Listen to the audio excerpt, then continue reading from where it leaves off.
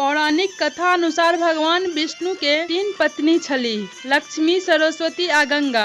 तीनू के एक दोसर से ततेक ने डाह छल जे तीनू एक दोसर के श्राप द क पृथ्वी पर नदी के रूप में परिवर्तित क देलनि।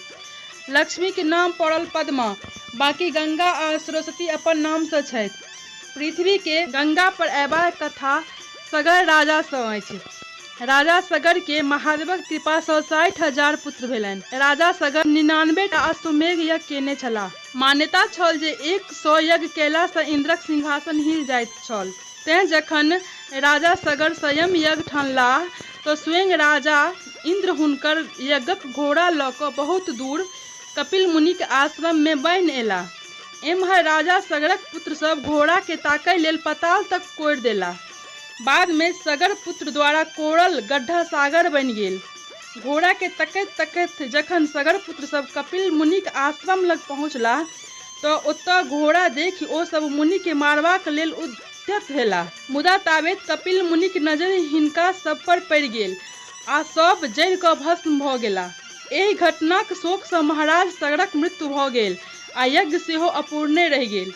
सगर पुत्रक अकाल मृत्यु सँ हुनका सबके सदगति नहि भेटल होइत ई सोचि कऽ ऋषि मुनि सब फैसला कयलनि जे स्वयं गंगा एती तखने ओ सब मुक्त भऽ सकता।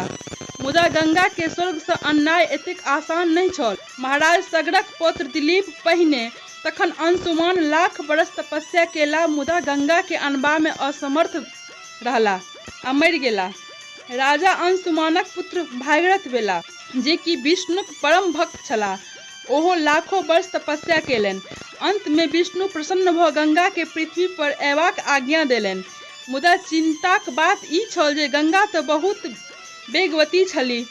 भय छल जे जँ ओ एहि वेग में पृथ्वी पर उतरती तऽ पृथ्वी रसातल में चलि जेती आ ब्रह्मक बसाओल संसार नष्ट भऽ जायत।